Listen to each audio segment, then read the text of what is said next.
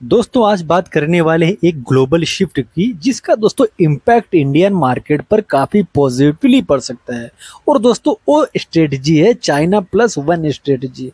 Because दोस्तों global जो कंपनियां हैं वो एक देश पर डिपेंडेंट नहीं रहना चाहती, इसलिए दोस्तों चाइना के साथ वो एक रिलायबल पार्टनर मतलब चूज कर रही हैं। और दोस्तों उनके लिए जो टॉप प्रायोरिटी जो देश बन रहा है वो दोस्तों इंडिया ही है। तो दोस्तों इंडिया को फ्यूचर में काफी बड़ा फायदा मिल सकता है। चाइना प्लस वन स्ट्रेटेजी का फायदा इंडिया को सीधे तौर पर मिलता हुआ नजर आ सकता है। तो दोस्तों देखेंगे कि वो कंपनियां कौन कौन सी हैं जिनको फ्यूचर में इसकी वजह से काफी बड़ा फायदा मिल सकता है। तो दोस्तों वीडियो शुरू करेंगे, लेकिन दोस्तों वीडियो शुरू करने से पहले एक इंपॉर्टेंट डिस्क्लेमर देना चाहेंगे कि ये video just for study purpose के लिए है, इंफॉर्मेशन पर्पस के लिए है। मेरी तरफ से दोस्तों कोई बाय का या सेल का कॉल नहीं है। और दोस्तों आप देखेंगे कोविड के बाद दुनिया में काफी चेंजिंग देखने को मिला और दुनिया के जो बड़े बड़े देश हैं जैसे अमेरिका, यूरोप के कंट्रीज, जापान, इनको दोस्तों समझ में आया कि एक ही देश पर, एक ही कंट्री पर अगर भरोसा करते हो, उसके ऊपर डिपेंडेंट रहते हो, तो फ्यूचर में और भी बड़ा प्रॉब्लम देखने को मिल सकता है। तो दोस्तों ऐसे में ये कंट्रीज चाइना के अलावा जो दूसरा देश जो उनके लिए सूटेबल नजर आ रहा है वो दोस्तों इंडिया है। तो इंडिया को फ्यूचर में काफी बड़ा फायदा जरूर मिल सकता है। और दोस्तों सबसे पहला मैं जिस सेक्टर के बारे में बात करूंगा वो दोस्तों स्पेशलिटी सेक्टर है, केमिकल का सेक्टर है। तो दोस्तों इस सेक्टर में कई सारी कंपनियां हैं जिनको फायदा मिल सकता है, लेकिन मैं जिन कंपनी के बारे में बात करने वाला हूं उनमें से दोस्तों पहली कंपनी नियोजिन केमिकल है। बिकॉज दोस्तों ये काफी इंटरेस्टिंग कंपनी नजर आती है। छोटी कंपनी है लेकिन काफी सॉलिड कंपनी है। इसका बिजनेस मॉडल दोस्तों आप देखेंगे तो ये काफी इंटरेस्टिंग नजर आता है। दोस्तों इस कंपनी का बिजनेस देखेंगे तो लिथियम में, इलेक्ट्रोसाल्ट में, न्यू एज जो मटेरियल्स होता है उस पे दोस्तों इस कंपनी का बिजनेस है। जैसे जैसे दोस्तों ईवी का सेक्टर ग्रो करेगा, जैसे जैसे ईवीज की गाड़ियां आएंगी, वैसे वैसे दोस्तों इस कंपनी को फायदा मिलता हुआ नजर आ सकता है। बिकॉज दोस्तों जो इलेक्ट्रॉनिक गाड़ियां होती हैं उनमें दोस्तों बैटरी लगता है और बैटरी में जो केमिकल्स लगता है वो दोस्तों ये कंपनी बनाती है। तो इसका बिजनेस दोस्तों काफी इंटरेस्टिंग लगता है, काफी रिस्क मतलब स्टडी करने का मटेरियल लगता है। बिकॉज दोस्तों जैसे जैसे ये ईवी का सेक्टर ग्रो करेगा वैसे वैसे इस कंपनी का जो पोटेंशियल है वो और भी ह्यूज होता हुआ दिख सकता है। तो आपको दोस्तों आज के दौर में इस कंपनी पर रिसर्च करना चाहिए। बिकॉज दोस्तों टॉप से इस कंपनी को देखेंगे तो काफी बड़े करेक्शन में नजर आएगी।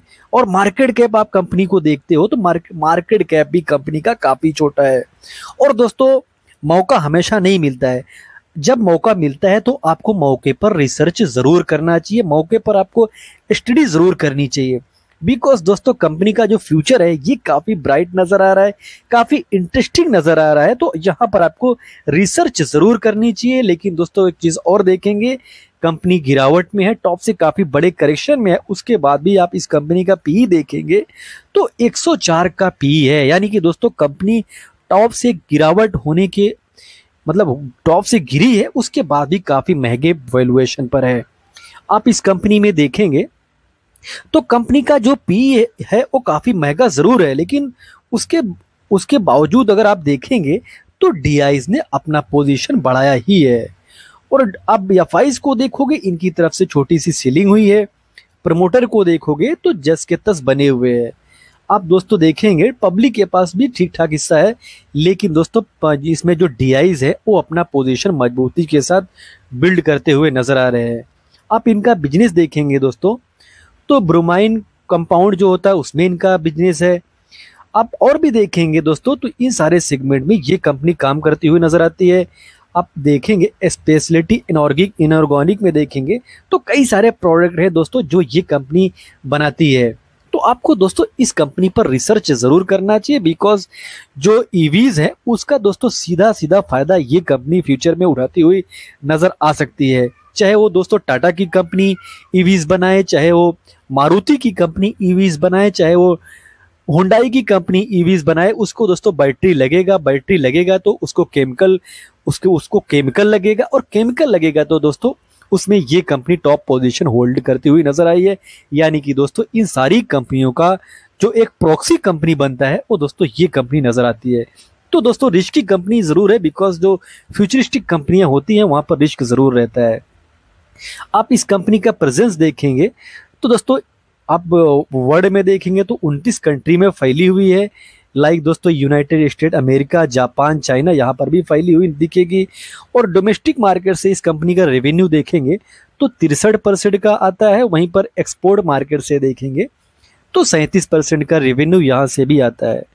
तो दोस्तों कंपनी छोटी है, कंपनी में पोटेंशियल काफ़ी ज़्यादा है। अगर वर्ल्ड में भी कुछ प्रॉब्लम दिखेगा तो इस कंपनी को उतना ज़्यादा मार नहीं पड़ना चाहिए, बिकॉज कंपनी का जो बिजनेस है वो इंडिया में यानी कि डोमेस्टिक मार्केट में काफ़ी सॉलिड है। तो आपको इस कंपनी पर रिसर्च ज़रूर करनी चाहिए, इस कंपनी पर आपको स्टडी ज़रूर करनी चाहिए। वहीं पर दोस्तों दूसरी कंपनी को देखेंगे जो इस सेक्टर में काम करती है, वो दोस्तों एक्वाटाइज केमिकल्स है। और दोस्तों ये जो कंपनी है इसलिए इंपॉर्टेंट बन जाती है कि दोस्तों ये जो कंपनी है लगातार ग्रोइंग फेज में है। आप देखेंगे लगातार दोस्तों ये कंपनी ग्रो करती हुई नजर आ रही है।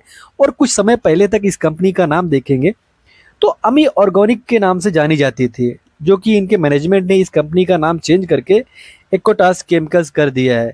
और कंपनी का मार्केट कैप देखते हो तो कंपनी का मार्केट कैप 14,082 करोड़ का कंपनी का मार्केट कैप है। वहीं पर टॉप से देखोगे गिरावट तो बहुत ज़्यादा नहीं दिखेगा। उसके पीछे का दोस्तों ये रीज़न है कि जो इस कंपनी का ग्रोथ है वो काफ़ी शानदार है। लगातार दोस्तों क्वार्टर बाई क्वार्टर ये कंपनी अच्छा रिजल्ट दिखाती हुई नजर आई है।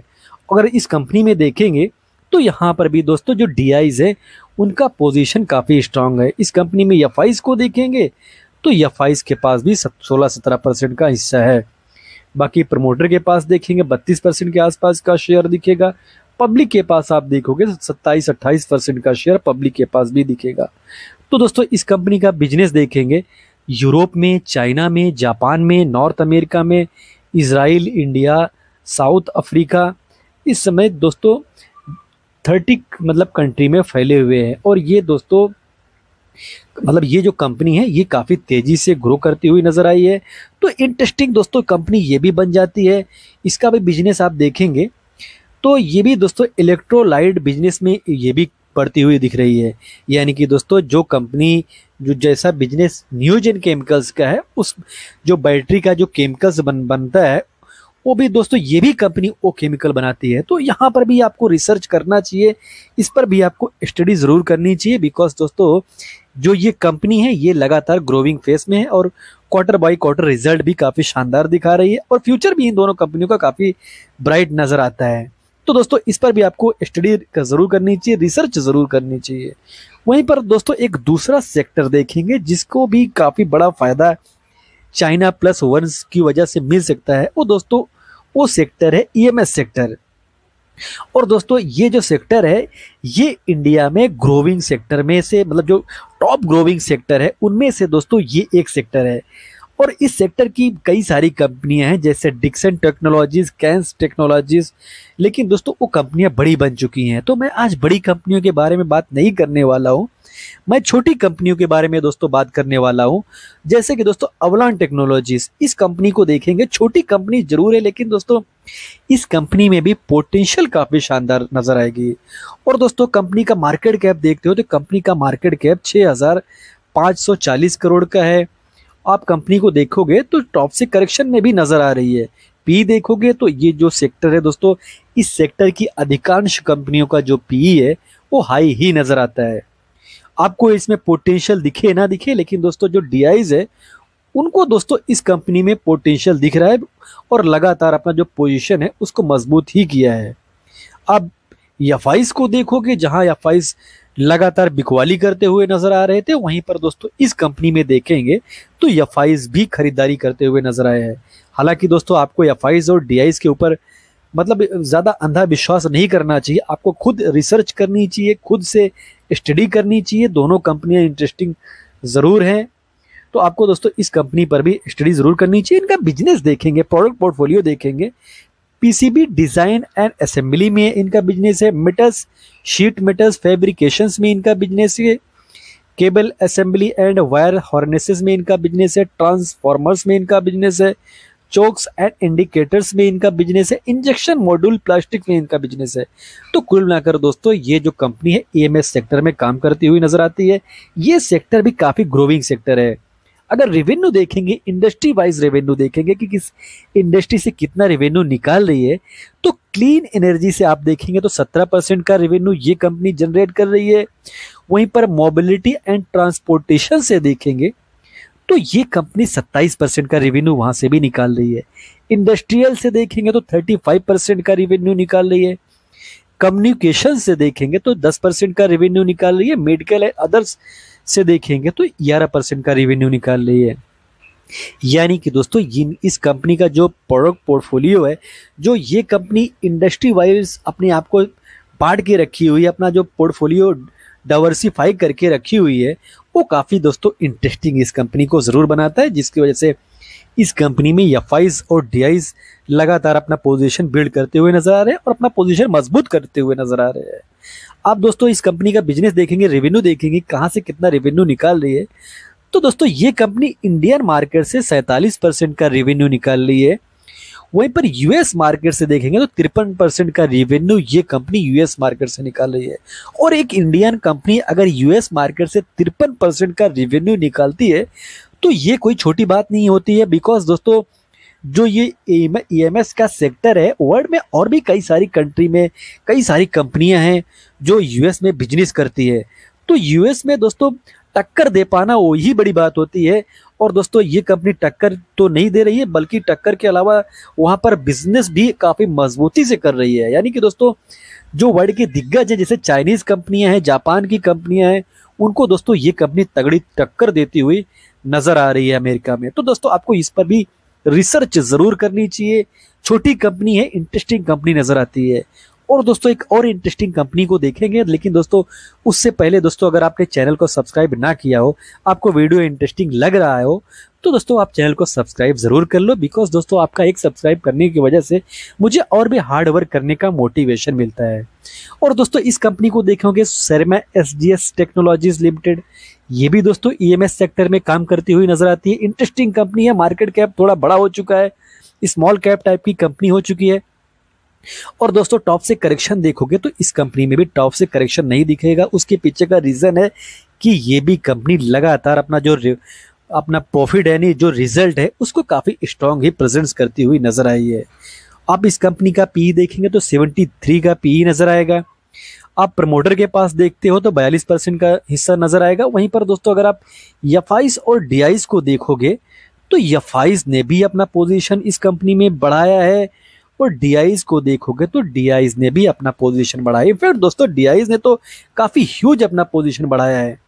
तो आपको इस कंपनी पर भी रिसर्च जरूर करनी चाहिए, और रिसर्च जरूर करनी चाहिए, स्टडी जरूर करनी चाहिए। पब्लिक के पास आप देखते हो 35% का शेयर है, प्रमोटर के पास 42% का शेयर है। तो दोस्तों शेयर होल्डिंग पैटर्न भी इस कंपनी का काफी इंटरेस्टिंग नजर आता है। वहीं पर दोस्तों कंपनी का प्रोडक्ट पोर्टफोलियो देखेंगे तो कंपनी का दोस्तों कारोबार पीसीबी सेगमेंट में है। वहीं पर फ्रिड जो प्रोडक्ट होते हैं उसमें ये कंपनी काम करती हुई नजर आती है। इलेक्ट्रोमैग्नेटिक एंड इलेक्ट्रॉनिक्स देखोगे, इलेक्ट्रोमैकेनिकल पार्ट्स में भी इस कंपनी का बिजनेस है। मदरबोर्ड्स यानी कि दोस्तों जो इलेक्ट्रॉनिक डिवाइसेस रहते हैं उसमें मदरबोर्ड्स लगता है, जिसपे जो चिप लगती है, जो और भी उसमें जो डिवाइसेस रहते हैं छोटे छोटे, जो दोस्तों जो माइक्रोज होते हैं, जो बसेस जो सेक्टर्स रहते हैं उसमें दोस्तों ये बना रहता है। तो दोस्तों ये जो हरे कलर का रहता है, आप देखिए होगे जो इलेक्ट्रॉनिक डिवाइसेस होते हैं उसमें लगा रहता है, तो उसको मदरबोर्ड बोलते हैं। तो दोस्तों ये भी वो करके देती है। वहीं पर मेमोरी प्रोडक्ट देखेंगे, जैसे डीआर रैम, यानी कि दोस्तों जो रैम लगता है, आप देखोगे मोबाइल में भी रैम लगता है, और भी कंप्यूटर के जो कंप्यूटर रहता है उसमें भी रैम लगता है। तो उसमें भी इस कंपनी का बिजनेस है, और ये भी दोस्तों फ्यूचरिस्टिक बिजनेस है। यूएसबी ड्राइव देखोगे, आप कंप्यूटर यूज करते होगे तो यूएसबी ड्राइव भी आप देखे होगे, तो वो दोस्तों ये भी कंपनी यूएसबी ड्राइव भी बनाती है। तो ये कंपनियां ऐसी नहीं है कि अपना ब्रांड का नाम लिखकर ये कंपनियां ऐसा प्रोडक्ट बनाती है। ये कंपनी कई सारे जो कंपनियां होती हैं वो इनको दोस्तों हायर करती हैं, तो ये कंपनियां उनके लिए काम करके देती है, बल्क में काम करती है। तो ऐसे में दोस्तों ये सेक्टर काफी तेजी से ग्रो करता हुआ सेक्टर नजर आता है। फ्यूचर में दोस्तों इस इंडस्ट्री का बोलबाला और भी बढ़ सकता है। और दोस्तों आप देखेंगे डिक्सन टेक्नोलॉजीज, कैंस टेक्नोलॉजीज अपना जो जलवा है उसको दिखाते हुए ही नजर आए हैं, और उसी रास्ते पर दोस्तों ये भी कंपनी दिखती हुई उसी के रास्ते पर ये भी कंपनी चल रही है। ऑटोमोटिव से देखेंगे तो 21% का रेवेन्यू आ रहा है, वहीं पर कंज्यूमर से देखेंगे तो 40% के आसपास का रेवेन्यू आ रहा है, वहीं पर हेल्थ केयर इंडस्ट्री से देखेंगे तो 7% का रेवेन्यू आ रहा है, इंडस्ट्रियल से देखें तो 25% के आसपास का रेवेन्यू आ रहा है, वहीं पर दोस्तों आईटी एंड रेलवे से देखेंगे तो 6% का रेवेन्यू आ रहा है। तो कुल मिलाकर दोस्तों ये भी कंपनी अपने आप को डाइवर्सिफाई करके रखी हुई है, तो सॉलिड बिजनेस ये भी कर रही है। वहीं पर दोस्तों इस कंपनी का अगर आप डिपेंडेंसी देखेंगे तो वर्ल्ड पे बहुत ज्यादा नहीं है, इसका मोस्टली बिजनेस दोस्तों इंडिया में ही होता है। और दोस्तों इंडिया का मतलब जो पॉपुलेशन है उस इस लेवल का है, अगर कोई भी कंपनी इंडिया को ही टैकल करना चाहे, इंडिया को ही सर्व करना चाहे, तो उसमें ही वो बहुत बड़ी बनने का पूरा पोटेंशियल लगती है। बिकॉज दोस्तों इंडिया अकेला ही कई सारी कंट्रियों के बराबर है। एक्सपोर्ट मार्केट से देखेंगे तो एक्सपोर्ट मार्केट से भी 20% का ये कंपनी रेवेन्यू निकाल रही है। तो छोटी कंपनी, स्मॉल कैप टाइप की कंपनी है। इस कंपनी पर भी आपको रिसर्च करना चाहिए। शर्मा एसजीएस टेक्नोलॉजीज कंपनी का नाम है, सॉलिड बिजनेस है, काफी दमदार बिजनेस है, तो आपको यहाँ पर भी रिसर्च करना चाहिए। वीडियो दोस्तों डिस्क्लोज करेंगे, लेकिन दोस्तों उससे पहले एक इंपॉर्टेंट डिस्क्लेमर देना चाहेंगे। ये video just for study purpose के लिए, इन्फॉर्मेशन पर्पज के लिए है। मेरे तरफ से दोस्तों कोई बाय का या सेल का कॉल नहीं है।